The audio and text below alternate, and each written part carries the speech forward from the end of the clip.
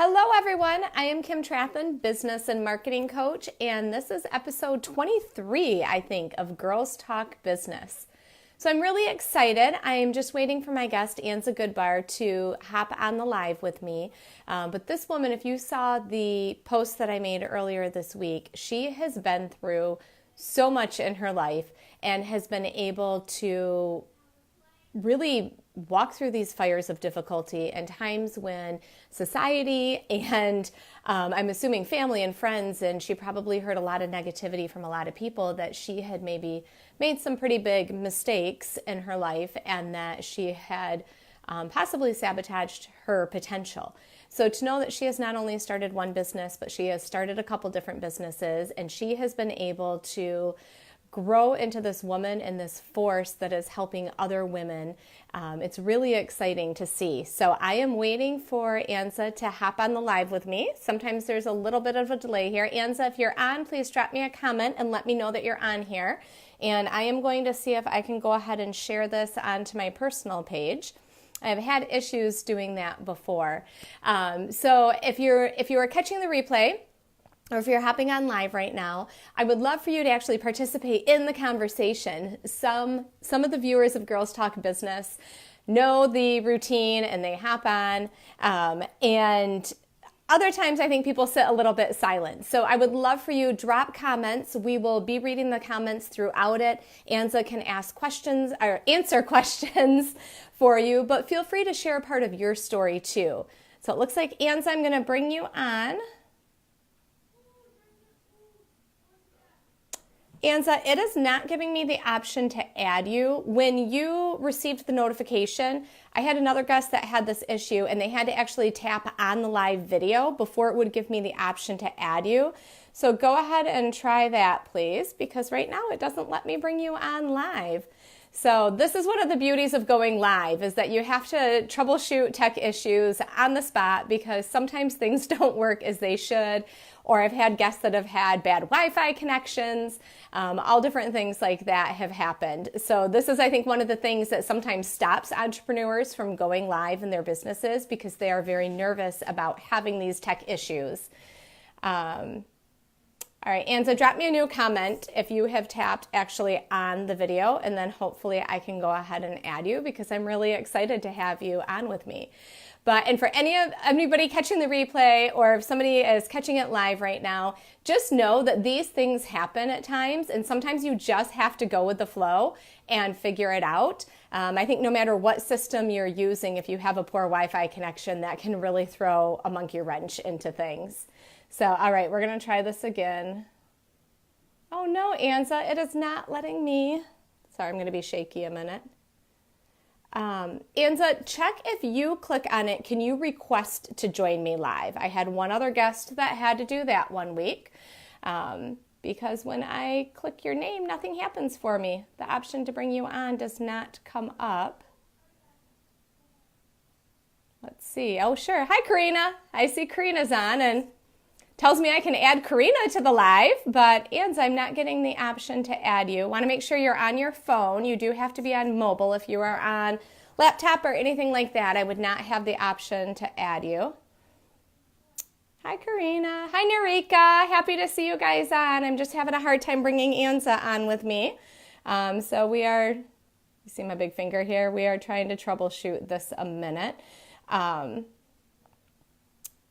Let's see. Allow your viewers. Okay, let me try this. I turned a setting off and back on. Anza, check. I just turned on the option to allow you to request to join. So apparently that was not on before. So go ahead and see if you can request to join me live. Hopefully we get you on here in a second. Yes, I got your request. Okay, approve. Thank you. So I think you might have another message you have to accept. I'm not really sure when you request to join versus me adding you, but we should show as a side-by-side split screen here in just a second. So I'm really excited for Anza to share her story with everybody because so often when something happens in life, you feel like you've hit rock bottom and it is really, really hard then to sometimes envision that you can actually pull yourself out of that depths of what you feel like is hitting the bottom of the barrel. So sometimes it can just be super overwhelming when you hit those different periods of life or different situations. And so it says it's adding you, which makes me think that you will have a message you have to accept. Hello! How are you? I am fantastic. How are you? Good. Listen, I have a kickback. Do you have earbuds you can put in? I do. Give me just a second. I'm having to prop my phone a little bit. It doesn't want to stay straight sideways. So I do love all this tech going live. Yes. Okay. Give me just a second and I'll put my earbuds in. Sure. Yay!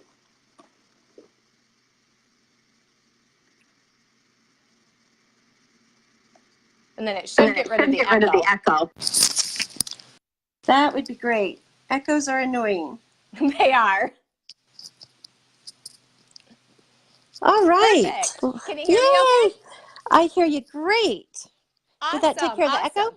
Yes, it did. Awesome. Well, I'm so excited we got you to come on. I'm not sure what the tech problem was there for a minute, but I'm glad that you were able to request it. You are my second guest. Let's see, this is episode 23. You're my second guest that I had to ask you to request to join. So I don't know why, but we'll roll with it. We will. So I was just talking about how difficult it can be sometimes when people hit these different points in life where they feel like they've hit rock bottom. And maybe are having a hard time even envisioning that someday down the road, they won't be in this rock bottom feeling situation. So before we start talking about some different points in your life that have been difficult to get through, first, can you share with everybody what you currently do and how you help your clients? Oh my goodness. Thank you so much. I would love to. First of all, I want to say thanks for having me on your program today. I've been just so excited about this for months. We started this process at the beginning of summer, and here we are at the end of the year, and it has just been so much fun anticipating this. So thank you again. Yes, I'm so happy you could come on. It worked out great. So today I am a personal development coach, and I work primarily with women who are a little bit stuck in life and they're not quite sure what the next step is. And I work primarily teaching self-love because I believe that self-love is the center of success in life and in business. And I believe that, if you had a box and self-love was in the middle, abundance and growth is above that, and scarcity and limitations are below that. And, it's very easy to jump back and forth across that line. And so I teach women strategies to work more above the line than below the line and experience transformation and empowerment from the boardroom to the bedroom. I love that. I love it. For multiple reasons. That is such an incredibly powerful statement that you put together to really explain what it is you do and how you help. And it's just genius to me, from the boardroom to the bedroom. I love it. Absolutely love it. So I was going to see if I could share this on my my personal page a minute before we got much further into it. Let me just check on this real quick. And then I love that statement. Can't get over it. So then I wanted to talk a little bit about some of your journey and some of what you have gone through, and taking it all the way back to, so how old were you when you became pregnant? I was 16. And the interesting part of that story is I had been having female trouble as a young woman, and I was told that I was sterile, that I would never, ever have children. And so I thought I had the flu. The thought of being pregnant never occurred to me. And once that diagnosis was confirmed by the doctor, my family flipped out. All of a sudden, I wasn't this straight A student. I wasn't this daughter who had potential. I wasn't this girl who had, hopes and dreams. all of a sudden I was a pregnant teen who had no potential, who had thrown her life away, and all of a sudden all they saw was despair and poverty and living a life on welfare, never, amounting to anything. All of a sudden any ability I had disappeared because of the pregnancy. My Wow. dad, yeah, it was, and all I could think of is what happened to we'll love you no matter what, it was like the no matter what happened.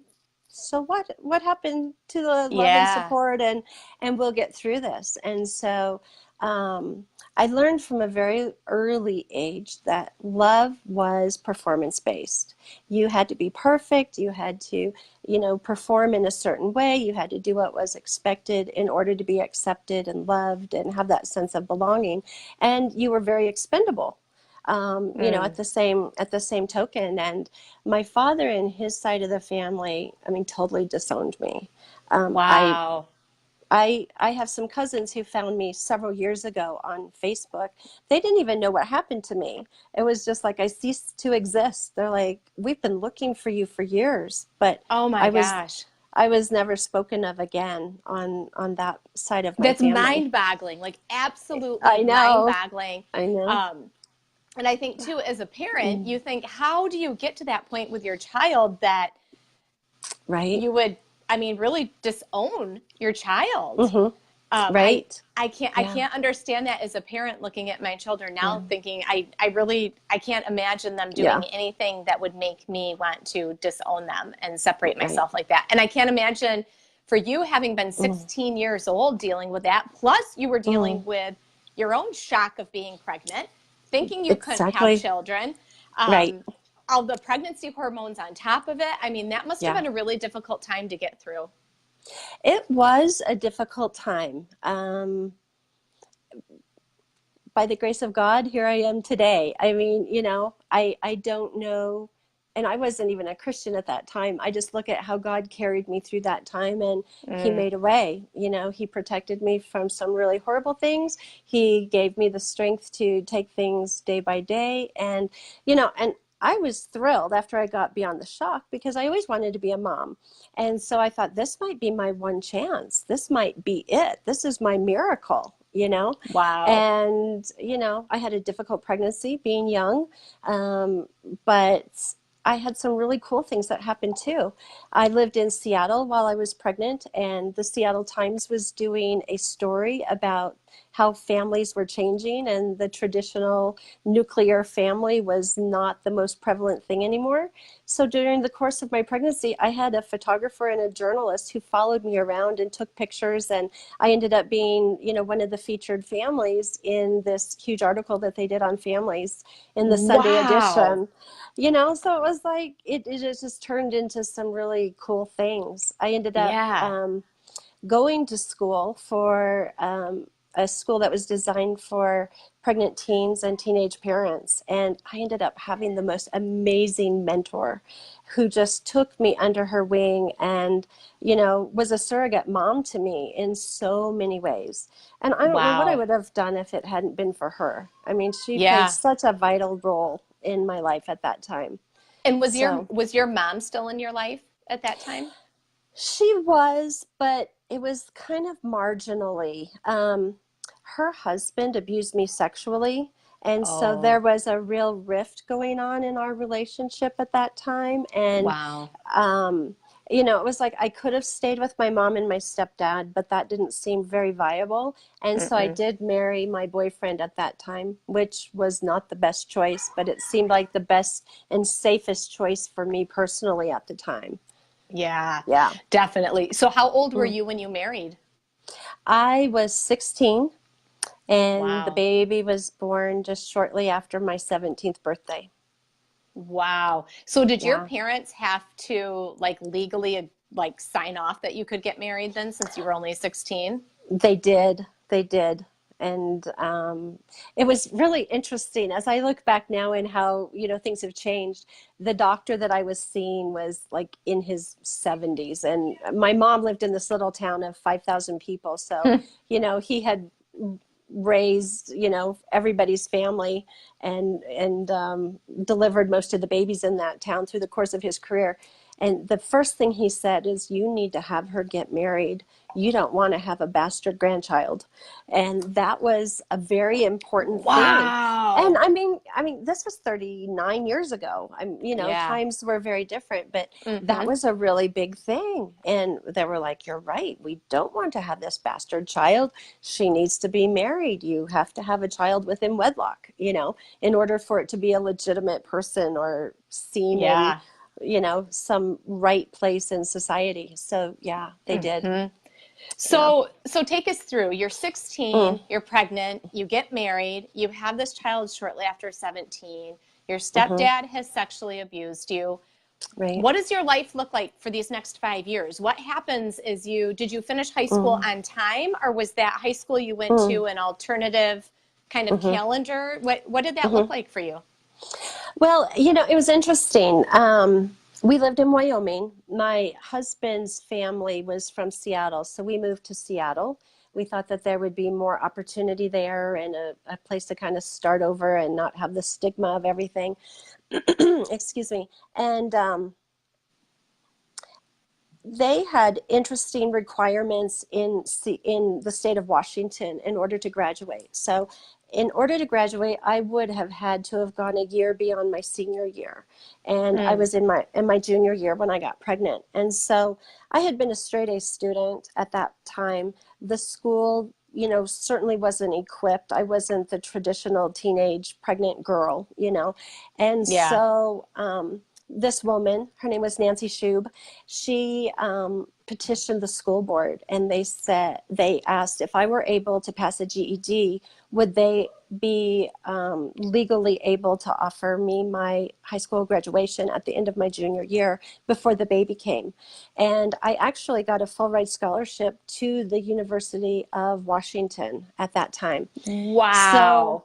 here I am, big belly, and I'm going in to take my GED. And, they're like, well, you can take one test a day, and, you can only do one per week. And I'm like, I don't have that many weeks before this baby comes. I need to get this done. And they said, all right, all right. Well, maybe we'll let you take two of the tests today, and then you can come back and do two more. And I'm like, seriously, I don't have this much time, and I'm like, Yeah. I've been going through prep for this. And, like I said, I was a very bright young woman. Mm-hmm. So long story short, I took all 7 of the GED tests in one day, and I passed Wow. with a 97 percentile on all of the tests.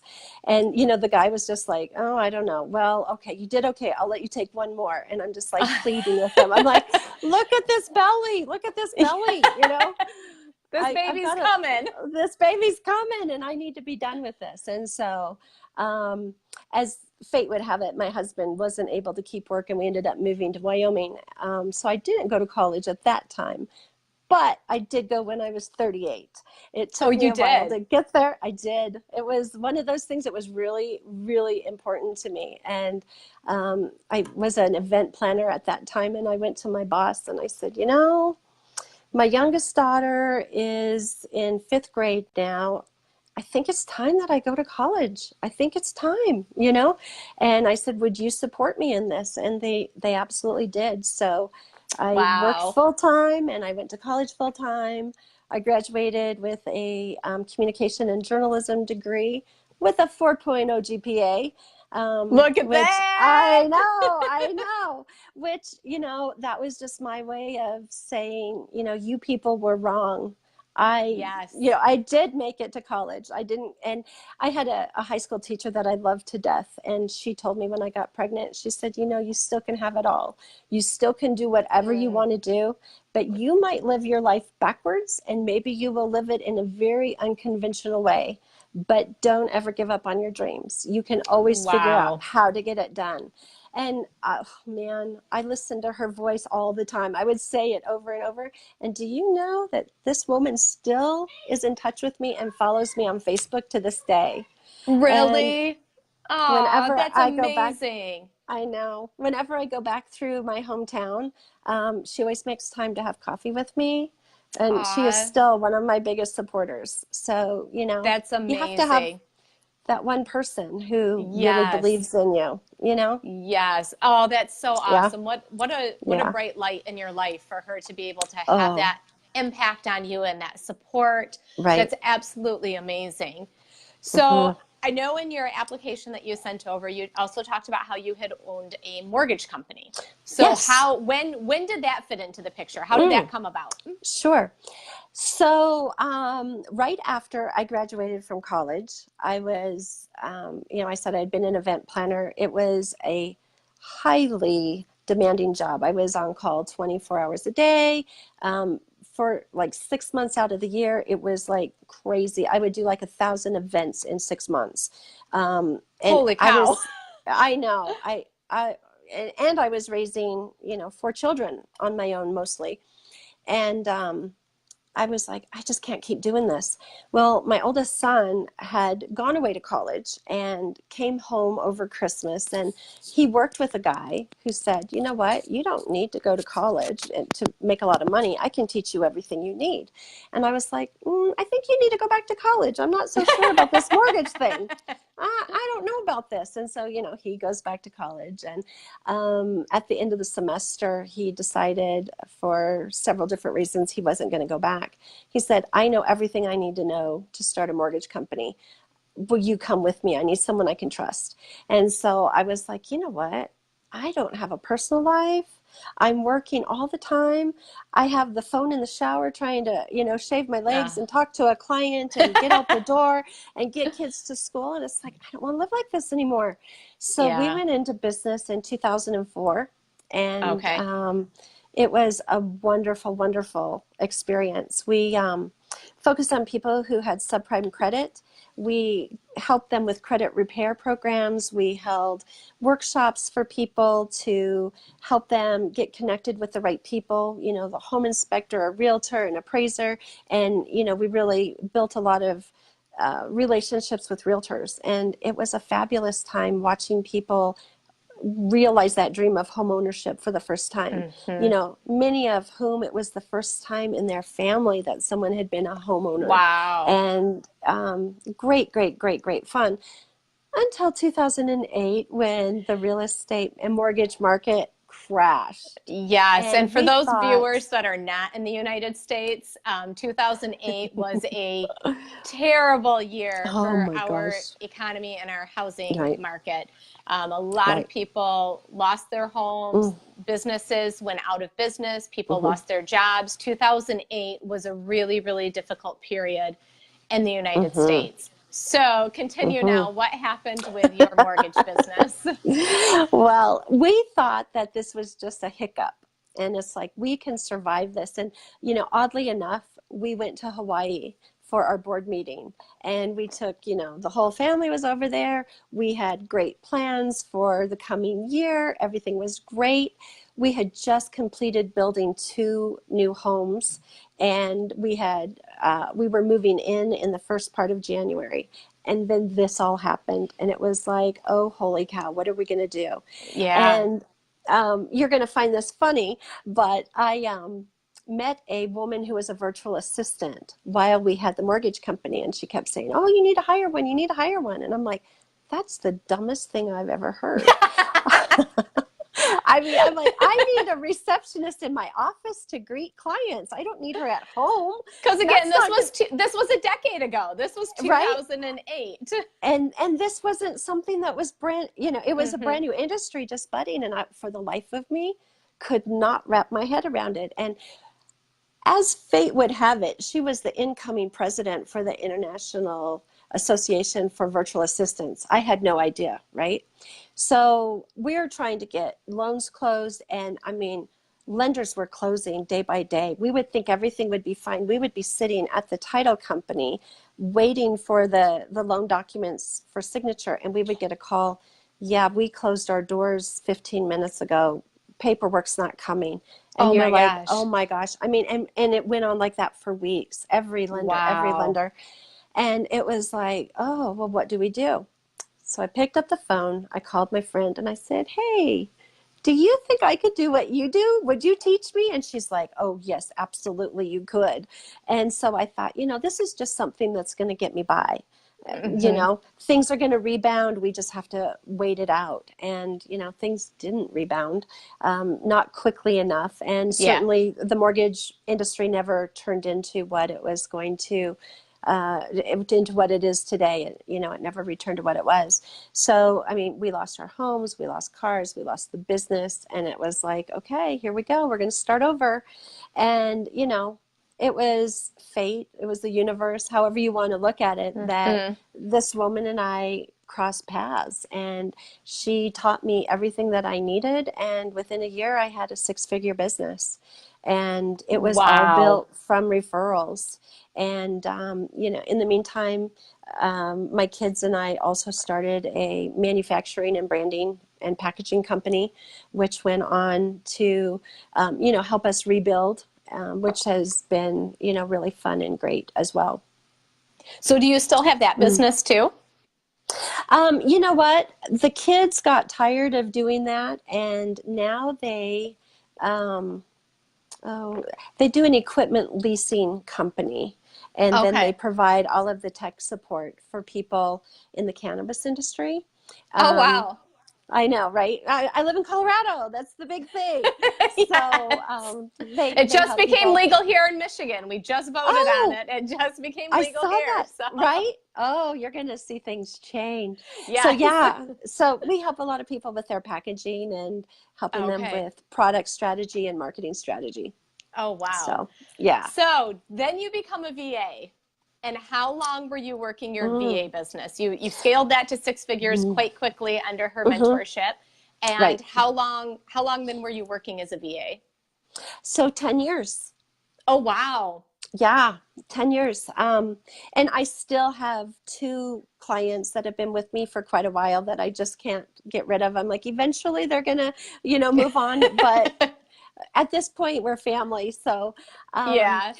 I thought, because I had all of this experience in mortgages, and because I had all of this experience as an event planner, that would be the clients that I attracted. And it Hmm. wasn't at all. I never Isn't worked that for an funny? event. I know. I know. And so, I had people who were entrepreneurs who were trying to figure out how to start their business. And so, even though I had a VA company, I did much more consulting with people and Mm. helping them set up systems in their business and create protocols and create a growth strategy. And most people never did a marketing plan, so we talked about the importance of creating a marketing plan and how that's a living and breathing document. And somewhere along the line, oh gosh, this has been 3 years ago, I decided I needed to think about retirement. And one of the places I thought I might want to retire was Belize. I'd heard so many good things about it. And so I packed up my business, I packed up my daughter and my granddaughter, and we moved to Belize. Oh my gosh, And you did? we did. Just one day I woke up and I said, I think we need to do this. I I love don't want, that. I know, right? I'm like, I don't want to go through another Colorado winter. I'm sick of it. I need to go check it out. So let's just do it while, my granddaughter was about 2.5. And so I was like, before school starts and preschool and all of Yeah. that, we need to travel. We need to do this. So, I was not tied to any location. I just needed internet. And so we picked up and we went. Well, while I was down there, all of a sudden, I started attracting coaches into my life and into my business, and learning what coaching was all about, and what coaches needed for support. And I had a network of about 80 VAs that I referred business to, and people that collaborated with me. And so I started building this bridge between coaches and VAs and what they needed.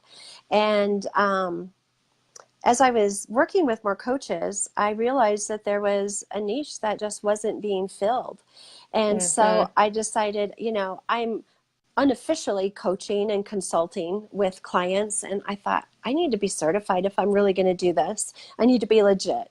And so 3 years ago, I went and got my coaching certification and thought, I need to be a business coach because I'm good at business and that's what I know. And, I wasn't gaining traction and I wasn't really filling my passions. And I started working with my own coach. And as we were kind of working through my stuff, she's like, what are you really passionate about? And, really it's about empowering women to let people know. I mean, it really doesn't matter if you started out at the starting line or if you started out in the back of the pack, you still can finish well, Yeah. and she said, you need to start sharing your story. And for so long, there was so much shame Mm. attached to my story that, one, I didn't want to share that. Two, I didn't want this stigma of, whatever still is attached to that for some people. But she said, you're going to be so much more relatable if people know your story and they see the struggles that you've gone through and come out on the other side. And so we started, reworking my business Mm. and, just working on my own self-love and being Yeah. able to just accept me for everything and not feeling like I needed to show up and be perfect to be accepted, to belong, to be loved, and to, push past my own fear that I can belong to a part of a community and be accepted just as I am, that I don't have to I be more love than who I that. am. And so that's really what birthed my whole plan of empowerment and transformation from the boardroom to the bedroom. Because, with all of the crap I went through with, Mm. sexual abuse, that played into every relationship in my life. And it played into my sex life and how confident I felt in the bedroom. And so for women to feel good about themselves, it shows up the same in every aspect of their life. And I realized, I heard you talking while we were struggling with the tech part, for a long time, I didn't want to be visible in my business because I didn't feel Mhm. good about my body. I didn't feel good about my story. And it was so much easier to play it safe and be a wallflower. And once we made some of those tweaks, it's like, oh my gosh, my business totally changed. Everything about my business. Um, I had a dream of being an author. I was a part of 2 book projects. One book just came out 2 weeks ago. One's coming out at the end of next month. Oh, And congratulations. That's thank so you. exciting. I'm thrilled. I'm thrilled. And, Yes. now people are coming to me saying, we want you on our podcast. We want you to be a part of this next book project. We want you to come and speak at our conference. And, before I was running down and chasing and kind of hiding, just afraid to get out there. Yeah. But they're like, we want what you have. And it's, total transformation Hmm. from, where I was. And so just It's because so you're good, powerful. it is. But, just because you're good at doing something doesn't mean that's the thing that you're supposed to be doing. You really need to do what you're passionate about because Yeah. that's where you're going to make the impact in the world. That's where you're going to make changes. Even when it takes that hard internal work, because I'm guessing Mm-hmm. that was probably terrifying for you at first to really become vocal about the sexual abuse and about your story and about what you had been Mm-hmm. through, because like you said, there's a Mm-hmm. lot of shame that victims feel or that women Mm-hmm. feel after being victimized. There's a lot of Right. shame that they carry with them for Mm-hmm. decades. Oh, So yeah. that you did the hard Mm-hmm. work to get yourself to that point. That was no Yeah. easy No. jaunt. So I No. remember you saying when we were chatting on email too prior to this that Mm-hmm. was it just last year then that you became very ill? When was it that you became so sick? Oh, it We was have in, no, we yeah. haven't talked about that yet. I know. There's so much. So, last January, I came down with croup, laryngitis, bronchitis, and strep. And I had laryngitis where I literally had not even a whisper. I Oh had my goodness. laryngitis for 29 days. And it was funny because I was at an event. A friend of mine who is a coach and speaker here in the Denver area was having an event. And so I went to support and to help out. And I got there and I was like, I just don't feel really well. And by Mm. the time I left, I had 102 temperature. And Oh, I it's got home. miserable. I know, it was like my skin is achy. And I thought, you know what? I'm going to sit in the bottom of the shower. I'm just going to, steam it out. I'm going to be fine in the morning. I went to bed and I slept for 23 hours. And I woke Oh up my and gosh. felt just as horrible. And, went into the doctor and they said, yep, this is what you've got. You're looking at, 20 to 30 days of laryngitis. Just don't even think about it. And I'm like, I'm a coach. Right. I I need mean, to talk. I have 3 mastermind groups plus private, coaching clients. I make a living with my voice. You've got to give me Yeah. something. And they're like, you need to rest your voice. And I have to tell you, I mean, as a businesswoman, I learned a very valuable lesson, and all of my friends learned lessons through me, is that you need to have a backup plan. Nobody thinks about losing their voice for 30 days. Mm-mm. That just No. doesn't occur. And I was talking to my coach about it. And I said, I don't know if I was just burning the candle at both ends, or if I was just Mm. so unhappy with what I was doing that I manifested this illness. But, it was a great time of reflection and working through some more junk that I told her, I said, I was taking a lot of NyQuil for all of the congestion, and I get hallucinations from NyQuil. And so I'm like having all these really crazy dreams, and I'm writing with her back and forth. And I'm like, I don't know what this means, but I feel like it's something that I need to keep journaling about and kind of figure it out. And I started to feel better and thought, great, I'm jumping in. And some of my friends who were coaches were so generous, and they jumped in and they spoke at my masterminds for me Oh, and that's kept my wonderful. business. My VA kept all of my social media and correspondence going. And, without all these people coming and just being so Mm-hmm. generous and loving me, I mean, my business would have just plummeted. But Yeah. I, started to get back on my feet, and I was like, yes, here we go. I'm ready. This is going to be a great year. And then I got hit with vertigo. I woke up in Mm. the middle of the night, and my bed was just spinning. I thought Oh my someone was goodness. just like dumping me out of my bed. And I had 6 weeks of vertigo where I could hold my head like this. And that was Oh, the only position I could be in without the world just wow. flip-flopping around me. And I always thought vertigo was just a little bit of dizziness, and sometimes it is, but sometimes it's just so much more Yeah. violent. I've had two And friends with oh, vertigo and it was not pleasant. no, no. So really, up until May of this year, I didn't do any work, and Wow. just spent a lot of time with myself. And even when I first started working again, I couldn't look at my computer. Mm. Screens changing was just too sensitive for my eyes. I couldn't write things down because the movement of my hand and the pen moving Wow. just would flip me upside down. So. So when did you Mm, actually make that pivot in your business then to the services you're currently providing? mhm. Had you already worked through that before the vertigo hit, or did you still Mm. work on that at that time? It was really even through the vertigo. And, it was like once I put my head on straight, so to speak, all of a sudden, all of those outside influences just stopped with my body. And it Mm. was like, this is what I'm supposed to be doing. This is exactly it. And so I called my mother, and she's so funny. I said, Mom, I'm going to start doing something that's probably going to surprise you. And she says, what, are you getting married? And I'm like, would that be so surprising? Really? And so I told her, Hilarious. I know. And I said, no, no, no, I'm not. But thanks, Mom, thanks.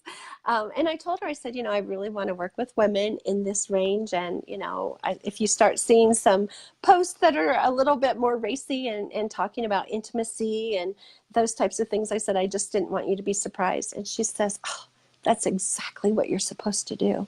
And, Wow. you got to get your mom. And so now she's a part of my Facebook group, which is Oh, she is. hilarious. And she's, anytime I'll post something along those lines, oh, so proud of you, love you so much, and I was just like, I love I it. think she just doesn't know what to do with that. Like, I don't know. Oh my gosh, I love that. Love it, So, love it, love it. yeah. What an amazing Mm, story that you have from 16 mm, up through now. You have conquered right. so much in your life. You have not Mm, given up. The one word mm-mm. that kept coming to mind every time I was like sharing the post and things like that is just resilient. So Mm, many people hit something hard in life and they give up, but not Anza. You keep no. going no matter what comes. And I hope from here on out, it's smooth Mm. sailing for you. Smooth sailing. Thank you. Thank you. Yes. Oh, I love that. So Oh. let's talk for a minute now Mm, about your top 2 tips because you have run multiple mm, businesses. You've worked mm-hmm. with countless people. You Right. have had businesses fail. You've had businesses succeed. You've Mm-hmm. not been working in your zone of genius, your passions, whatever lingo you want to use, and you have been Right. working there now. So I am really Right. excited for you to share your top 2 tips. Mm. Well, there were a couple things that really came to mind, and I jotted a couple down. And one of the most important things, I think, is to set boundaries to protect your energy. And some people look at it as time management, but I really think that it's energy management that you need to be more cognizant of. Because as entrepreneurs, and mostly as women, what I've experienced in my own business and working with other women is you think you have to do it all. And you think that you have to be at everyone's beck and call 24 hours a day. And you know what? You're not serving anybody, especially yourself and your business, if you are not taking care of yourself first and foremost. So you really need to figure out what your self-care plan is, put it on your calendar, make it a non-negotiable. You know, whether it's journaling, whether it's, you know, taking a bath every Friday night all by yourself and closing the doors and locking the kids out, having, you know, some great Yes. music and Yes. a candle. That is what I need. I know. I'm helping raise a 5-year-old granddaughter, and I know what a bath by yourself can mean. You know, Yes. and self-care is different for everybody. So whatever it is for you, figure it out. If it's a yoga class that you just can't miss, you know, 2 days a week, figure that out. Make it non-negotiable. Make sure that you are filling your tank first, because you can't serve anybody, your family or your clients, well on a long-term basis if you're not taking care of yourself. And, you know, I really believe I was burning the candle at both ends all through 2017 and 2018. Man, it hit me, and it hit me hard. And, you know, now self-care is totally non-negotiable. If I feel like I need to lay down and take a nap in the afternoon, I'll clear it and I will take that nap, and I might get up and work, you know, for several hours late in the evening into the early morning. But I listen to my body, I pay attention to my energy, and I really manage that so much better. And so I think it's really important to have those boundaries in your personal life and in your business life, because once again, the way you show up in your personal life is the way you show up in your business life. And so you have to create that consistency on both parts of that spectrum. And then I think this is a tough one for women too, but teach people how to treat you. You know, clients will walk all over you, vendors will walk all over you, friends will walk all over you if you let them. And so you have to love yourself in a way that shines through, that people can see that you value yourself, that you love yourself, that you're confident. And if you treat yourself the way you want to be treated, people are going to step in line and follow. But you have to speak up. You have to let people know what's okay and what isn't, and you have to back it up. You know, and one of the things that I see women deal with so many times, and this is one of the biggest questions I'm asked, is what do you do when your friends and family don't support your dream and your vision? And that's tough, because you can't kick them out of your life, but you can manage the way they interact with you. And it's okay to say, it's really discouraging when you say XYZ, or it really hurts my feelings when you say XYZ. You know, when you poo-poo all over my life dream, that really, really is hurtful to me.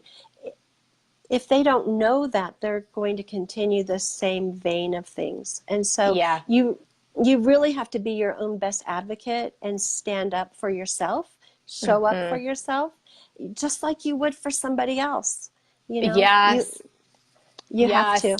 And I know I learned early in my journey too that I finally had to, as an entrepreneur, I had to become at peace with the fact that it wasn't my job to educate my loved ones about my dreams and about my business. They don't understand the online space. They don't know anything about online coaching or consulting, social media strategy. That's not their world. That's not what they're in. So they couldn't understand my vision and my dream because they don't have any knowledge around it. But finally having that realization, like, that's not my job to make them all understand it. That was super helpful for me, because then I stopped trying to get them to understand what my dream and my vision was. I kind of just you know, I'm very lucky. My husband has always been incredibly supportive and gets it. Maybe Nice. even if he didn't get it, he was still supportive. I don't know. He probably knows more now about social media marketing than he ever cared to know. But he was supportive. Right. But some other people in my family, my sister didn't get it. She lives very much in the brick and mortar world as a designer. So just the whole online space is completely foreign to her. So, Right. but it was maybe even empowering would be the right word when I finally just let that go. Like, that's just not my responsibility, and just moving Right. forward with my dreams. Right. But yeah, Right. that it can be hard to set those boundaries, I think, so that you dictate how you're treated in a Yeah, sense. I it love that. is. What great tips. I love it. Now I am really excited. When Yes. the live ends, I will update the description. I'll have your social media links and things like that so that people can connect with you. Please, whether you're catching this live, watching the replay, connect with Anza. And then would you like to share a special offer with our viewers? Oh, I would. So I am super excited to be offering a 4-hour intensive love breakthrough and strategy call. And, you know, there's a lot of people out there who have never worked with a coach, really don't know what to expect, what it would be like. So this is kind of a little taste of what it could be like to work with someone.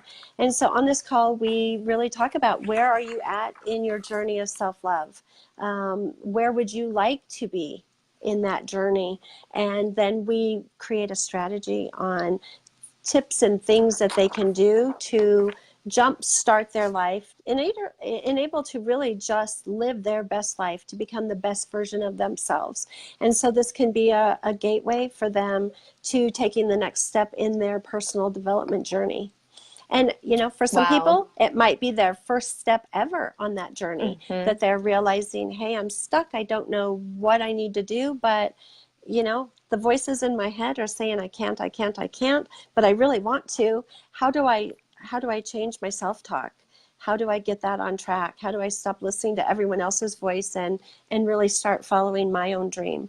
Or how do I know, you know, this is so crazy, but I have friends who are physicians, I have friends who are attorneys, and they did it because that was the family business. That was expected of them, and they're miserable.